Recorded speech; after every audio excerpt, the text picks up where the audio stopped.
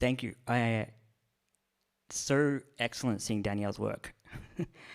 I too am going to try to. I'm going to run over a little bit over time. So my apologies in advance, but I got a lot to say and bounce off of a general thing I think that is a common thread here. So, hi, I'm Cade. And I was actually here at the beginning of Trust. I think I gave one of the first talks in 2017 on peer-to-peer services. It was organized by someone named Lewis, who was one of the original executors, if you like, one of the original people who helped set up Trust. And I gave a talk on how network infrastructures tend to coalesce around the kind of politics that their topographies look like. And I haven't really set foot in this building since 2017, since the pandemic, since the pandemic, 2020. And, you know, in the meantime, like, the world has gone pretty sideways in the last 5 years, as we all know. And when we thought that COVID was going to be it, you know, things didn't really improve all that much. In fact, 2025 was a pretty bad year. And it was a pretty bad year for me too, which I'm going to show this image. This is foreshadowing. We'll come back to this, not in this talk, but if you keep, like, if you follow my stuff, you'll see where this goes. Because it's a bad year for me. One of these things was because I had to watch most of 2025 from the sidelines, and two, because between 2018 and 2024, I'd put out a whole bunch of work that warned of the situation that I could see coming, which was essentially the coalescence of authoritarian power grabs against digital systems that would capture the imaginations. It would leverage the captured imaginations of people trying to build things in digital systems. And I just want to point out, this is the website for New Design Congress, which was mentioned in my biography. It's a currently dormant research organization that I have run for, gosh, over 5-6 years now. And what's great about this, and I don't mean to brag, is that every single thing that we wrote in this came true. So, like, for example, one of the first essays on weaponized design was an essay that warned that rather than thinking about dark patterns, we really need to think about how the structural, conceptual design inherent in all digital systems harms users whilst allowing these systems to perform exactly as they had intended. That was 2017. In 2020, I co-wrote an essay called Technically Responsible, the essential precarious workforce that powers AI. And we looked at how AI ethics back in 2020, even before LLMs, was kind of it wouldn't really grapple with the deep structural class-based issues of labor that would emerge, firstly through people using that, classifying information like Mechanical Turk, Amazon Mechanical Turk workers, and then, more recently into automation itself. And the third one is a massive piece of work that we did called Memory and Uncertainty that looked at the precariousness and the ways in which digital archiving threatens the people who archive itself, so archivists, practitioners, but then also the people who are being archived through changing socio-political circumstances. And then finally, the mask off for digital identity, which is part of a larger piece of work that we're doing on the weaponization of the digital self. And since February, I haven't been able to really work all that much for the reason of the photo I showed of me being at the European Parliament. And so in the meantime, I've been writing 2 essays. And what I kind of want to do today is kind of smash them together and get a sense of where I think things are going and how it relates to this idea of aesthetics. So, to begin with, AI, digital ID, cloud, finance, energy archives, all welded together. And I think we can start with this, which is that Mark Fisher is quite a famous philosopher. Many people here will be familiar with him. In his book, Capitalist Realism, talked about how capitalism was a system that it was impossible to defeat capitalism because it was able to absorb the ideas that people had, to protest it or fight against it, and defang them in the process. And the more I think about this, the more I think that there's a subtle argument that maybe I would make, and maybe this is what Fish is saying as well, maybe not, is that I think what capitalism does is it aestheticizes resistance and ideas behind that. And I think when it does so because at its core is violence. And in the concept of fascism, which is accelerating capitalism towards its conclusions, the idea of aestheticization and glomping onto different ideas, and the kind of amplified by the idea of meme culture and the deep aesthetics of the last decade under the sort of Trump alt-right pipeline, etc. That there is a kind of lack of center to any of that, and that the void that's there as a result is an extremely brittle one, and it's a brittleness that's hidden behind aesthetics. So I want to pull on this really quickly.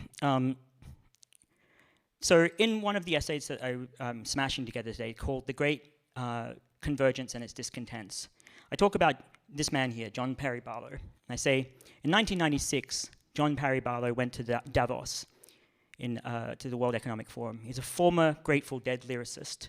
And he tells the Clinton-era World Economic Forum that he was declaring an independence of cyberspace. And I quote, "We will create a civilization of the mind in cyberspace. Governments derive their just powers from the consent of the governed. You have neither solicited nor received our consent. We did not invite you. You do not know us, nor do you know our world. Your kind is not welcome here. On behalf of the future, I ask you of the past to leave us alone."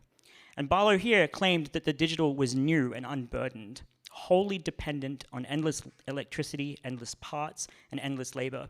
This is a contradiction, a home of mind that was separate, yet somehow ungovernable and stateless, but still suckling at the teat of real-world power grids, erected within borders of real-world states. And that's the perfect rhetoric to kick off the digital revolution. But the server, of course, is a machine with a fan and a hard disk and a maximum operating temperature, and it's furnished with parts that source so violently that every server, every router, every phone, every computer carries the debris of its own creation in the form of a fragment of a child worker's severed limb, or a fingernail, or a drop of blood. Very fucking bicycle of the mind, very ephemeral. Good job, Barlow. The servers themselves are physical, but we think that they're ephemeral. And there's an entire wall to my right here of cybernetics that tries to make that claim. The story is that it's an aesthetic move that keeps coming back. Hide material violence behind a smooth interface, an acute myth. And so if we then move to where this goes, we jump forward because there's not a lot of time. At Trust, I think one of the things that's happened over the last 5 years has been, maybe even longer, has been an embrace of systems of utopia, such as Web3 or decentralization. And I think framing that through this myth of cyberspace has been a pretty serious problem. This is like this new wave of aesthetics that happened when I first moved here in 2017. It's this decentralized, sovereign, permissionless, parallel economic systems, etc. And those aesthetics traveled, right? They had like DAOs, post-state fantasies. This tension that I've held over the past 5 years, I think, is really central to this. And if you've been in the Discord server, you will know that I've done a couple of drive-bys where I've criticized this. Because what was the actual material outcome that mattered? What was it, the one Web3 project that genuinely changed the world? So the answer is the story of El Salvador. Within 3 months, within a few months of Bukele's election in 2019, a number of Bitcoin maximalists who had supported Bukele and helped finance his run had been appointed into his administration. And from there, a number of events unfolded, which I'll skip over. They're in a report that we are releasing very soon.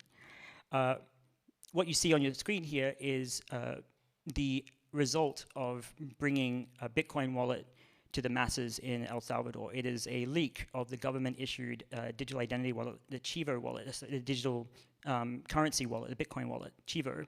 And it's a 144 gigabyte biometric and personal information leak of citizens of El Salvador. And at the same time, as the Chivo wallet was leaking personal data, Bukele had broken ground on a 40,000 capacity CCOT mega prison in 2022. And I'm going to switch to this here to give you a sense of what that looks like. So the Bukele CCOT mega prison has cells designed for more than 100 inmates. It has 80 bunks, minimal ventilation, and 2 toilets. At capacity, each prisoner only has 0.6 square meters of space, and at least 265 detainees have died in El Salvador since in the custody of the state since the state of emergency began. And the idea here is that this ultimately became a kind of self-serving prophecy. The gaze of Google Maps, of the satellite image, looking down a static image of the CCOT mega prison here, and seeing what appears to be a pile of corpses, is the machine that's looking at itself. The cyberspace of the mind gazing down upon its own physical manifestation, which is a crypto-carceral prison pipeline that connects directly a tunnel between the White House and El Salvador's presidency. So what does this mean? This is very bicycle of the mind of us, very dematerialized money. If you worked on crypto here at Trust or in similar spaces, you share a sliver of responsibility for this. Not to say that I'm saying that there are people in this room who embrace this, but rather that the aesthetics of what has happened over the past, the now fizzled out Web3 movement, it's in its sort of a slightly dormant stage now, has been co-opted and has been used in this way. And indeed, this story of El Salvador's prison pipeline is probably the only major Bitcoin infrastructure that is built, Web3 infrastructure that's been built. It's the legacy currently of Web3. And I think the alternative story, if you want to reject that, is also not great, because the alternative is that the work that happened here meant nothing. And I don't think that's a great counter either. So I think this is where the Fisher stuff comes back. Aesthetics traveling all over the surface, fascism is an ideological void underneath, happily plugging into wherever the stack is. But why did we not see this coming? So in the essay of The Great Convergence and Its Discontents, I talk a little bit about why my year was bad. And I talk about the collapse of civil society, US-based civil society that's in progress right now, starting in January 2025. Civil society organizations responded to COVID-19 almost exclusively through analytical work. Mutual aid groups formed within days of lockdown involved an estimated 3 to 4 million in the UK alone, while the entire civil society apparatus published reports, policy briefs, and strategic roadmaps. There was almost no direct material support. And going on from that, during the period before 2025, when donor money started to pull back at the beginning of the pandemic, while people tried to reassess what was going on, the Ford Foundation measured this, and it found that less than 25% of nonprofits had 6 months of cash reserves, an entire ecosystem claiming to address systemic problems, operating with less resilience than the average food truck. I think one of the biggest stories of the last 5 years is what Jacobson has described, the publication Jacobson has described as, amongst many others, the professionalization or the bureaucratic nature of the structures that are meant to be interventionist in society. And I think that what we're seeing is the end game of professionalization, an entire class of people whose product is analysis, but not response. So I think about this in the context of what I call the marketplace of complexity trading. On the supply side, you have actors who compete by offering ever more sophisticated interpretations of crisis. And this is your Substack class. This is Bratton and the Stack and planetary computing, things like that. These not naming people because I'm trying to shortcut because I've only got 20 minutes. It's an entire thing, and it's very easy to fall into. It's philosophical in nature. It's not material, and it doesn't rely on material analysis so much as it does world building or infrastructure or speculative futures. But on the demand side, this is really lucrative because institutions buy complexity to understand it through the idea of sense-making. During COVID, civil society responded exclusively through this analytical work, but that in many ways was important. The problem is, understanding is as important as doing, but the problem is that the act of addressing material issues has been separated completely from the entire ecosystem itself. And I think that that's the problem, is that complexity trading doesn't reduce complexity.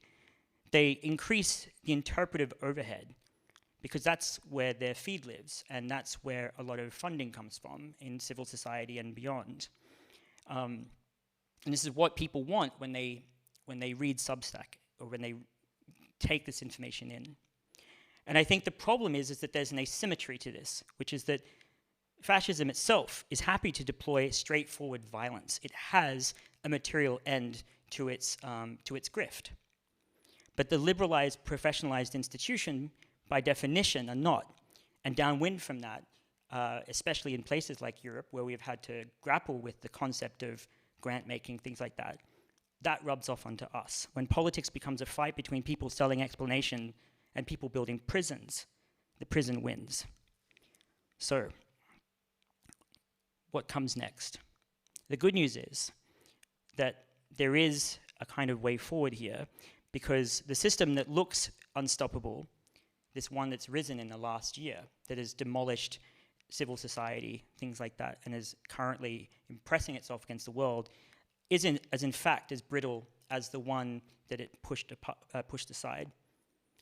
And I want to talk about how to kind of wrap this here in terms of the work that we're doing at Parareal Limited.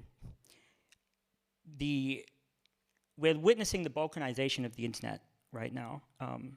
There's a combination of things happening. One is the rise of things like age verification laws and the rise of digital identity systems, which is part of our material analysis that we're putting forth very soon.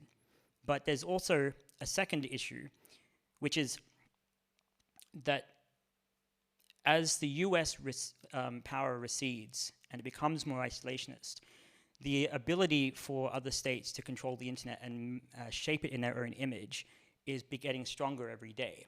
So consequently, we're in a situation where the internet is likely to balkanize entirely, and that we might actually see the emergence of something more than just the Great Firewall of China and sometimes internet downtime in other countries, but rather a patchwork of systems that don't necessarily connect neatly to each other.